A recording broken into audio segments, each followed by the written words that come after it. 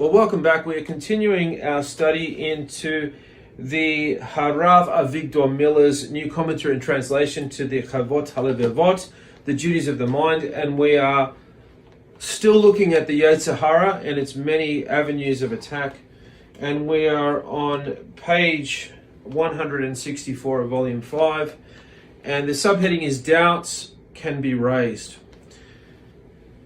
I will now say a new point regarding what has been mentioned above about all the attempts of the Yetzer Hara, that is the evil inclination, to create doubts in a person's mind. If it proves to be unable to raise doubts about a person's basic beliefs, it will then argue about these beliefs with objections and proofs in an effort to discredit their validity in his mind. So the Yetzer Hara won't commit an offensive against areas in a person's character that they are quite strong. It will look to gain inroads into facets of a person's mental and emotional and intellectual capacity that are weak. So any areas of your actual overall makeup that needs strengthening, if you don't put time into strengthening those aspects of your character, the Yetzer Hara, the evil inclination, will attack those points and to continue to put pressure on those points, on those areas, until it can begin to make even the most subtle inroads into your psyche, into your thinking. So it's important to be aware of where you may or perhaps have areas where you know that you're weak. And so if we don't do this, Harav Avigdor Miller gives us some examples. Suppose you're a person who is able to answer the Yetzer Hara, and you learned how to refute all the wrong arguments against the emet, against the truth. So now the Yetzer Hara says, I have to use a different tactic for this fellow. How will I be able to penetrate into this Zadok's inner mind and start spoiling his life? You're so sure about yourself. Are you so sure about yourself? The Yetzer Hara will try bringing in arguments to weaken you. Let's say a man has a newspaper in a house that brings up news of new discoveries of evolution every day of the year. After a while, it might penetrate a little bit if he doesn't know that the Yetzer Hara is doing it all. Or sometimes he works in a place where people talk about certain things, and he listens to it without the intention of being influenced. Of course, after a while, something happens. The Yetzer Hara tries all kinds of measures, even if a person feels confident that he knows the truth.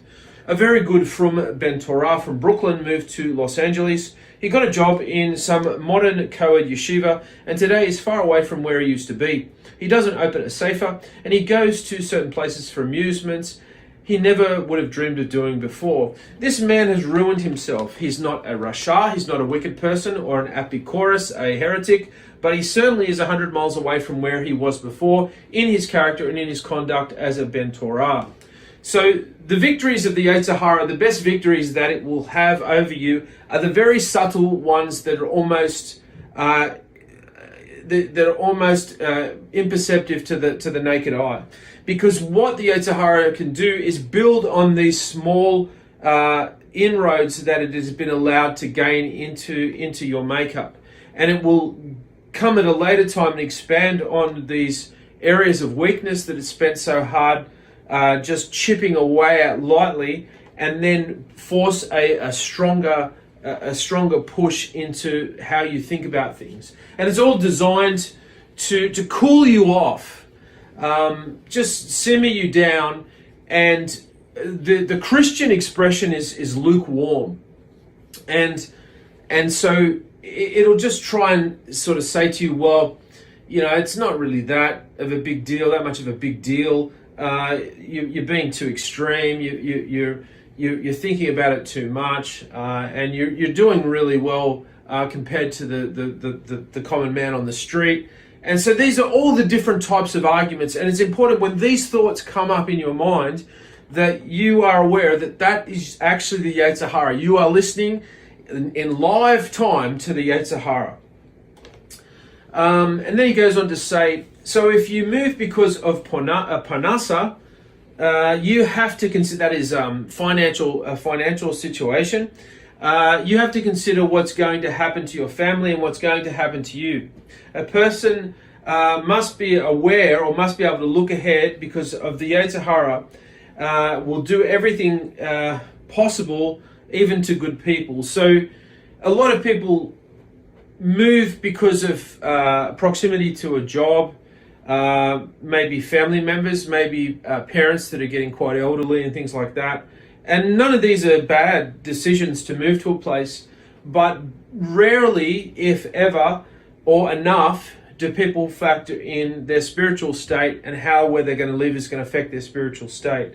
So if it's moving away from a community or a place where you have access to be able to buy appropriate things, and you're moving away from that community to go to a community where it's almost virtually impossible or very hard to access what you had before, that helps you in your derech, your way, your walk, this can be a problem much later.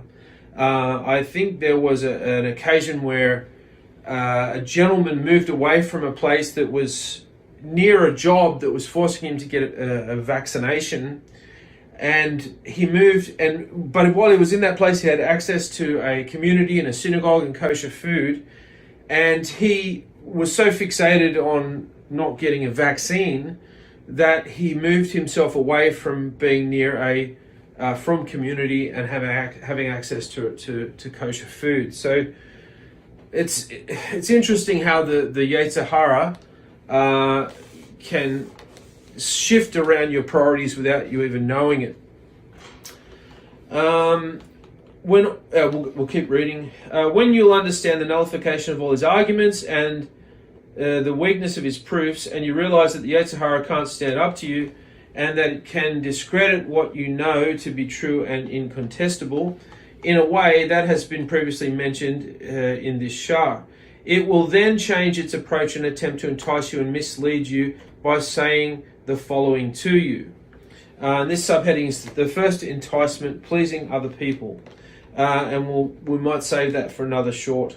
I hope this has been helpful. See you again next short. Bye.